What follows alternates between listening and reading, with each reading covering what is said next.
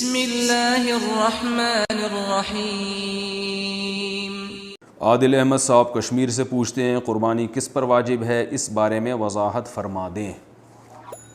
5 چیزیں ہیں جو دیکھنی پڑتی ہیں۔ نمبر 1 سونا، چاندی، تجارتی مال۔ تجارتی مال کا مطلب آپ نے بیچنے کے لیے کیا کیا خریدا ہے۔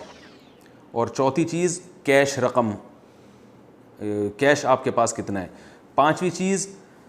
ضرورت سے زائد سامان، یعنی آپ کے پاس کوئی ایسا سامان پڑا ہوا ہے جو پورے سال استعمال ہی نہیں ہوتا، تو یہ یوں کہا جائے گا یہ ضرورت سے زائد ہے۔ تو یہ 5 چیزوں کا مجموعہ، یا 4 یا 3 یا 2 یا ان میں سے کوئی ایک، ان کا مجموعہ یا ان میں سے کوئی ایک یا 2، یہ ملا کے اگر یہ 52.5 تولہ چاندی کے برابر آپ کے پاس ہے، 52.5 تولہ چاندی تقریباً 40-45 ہزار کے لگ بھگ چلتی ہے،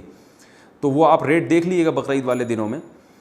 تو 52.5 تولہ چاندی کے برابر مالیت کی اگر یہ چیزیں آپ کے پاس ہیں تو آپ پر قربانی واجب ہے۔ بقرعید کے 3 دنوں میں یہ اگر اتنی مالیت کی آپ کے پاس رہتی ہیں تو قربانی واجب ہے، ورنہ واجب نہیں ہے۔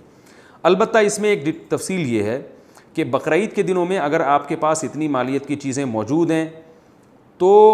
یعنی 40-45 ہزار کے لگ بھگ کیش اماؤنٹ ہے، یا سونا ہے اتنا، یا چاندی ہے، یا 2-3 چیزیں ملا کے ہیں، تو آپ پر قربانی واجب ہے، لیکن پہلے آپ اپنے ضروری خرچے اس سے مائنس کریں گے۔ مثال کے طور پر جو راشن ہے یا گیس بجلی کا بل ہے، یعنی مثال آپ نے اگر آپ کو یہ خطرہ ہے کہ آپ نے قربانی کی تو پورے مہینے کا پھر راشن ہی گھر میں نہیں خرید سکتے آپ، یا گیس بجلی کا بل پے کرنا مشکل ہو جائے گا، تو گیس بجلی کا بل یا راشن وغیرہ جیسے ضروری خرچے یا قرضہ آپ کے اوپر ہے وہ مائنس کر کے اتنا بچ رہا ہو، 52.5 تولہ چاندی کے برابر بچ رہا ہو، تو پھر آپ پر قربانی لازم ہے، ورنہ لازم نہیں ہے۔ اچھا یہ بھی ذہن میں رکھیں قربانی کرنا واجب ہے، کیونکہ رسول اللہ صلی اللہ علیہ وسلم نے فرمایا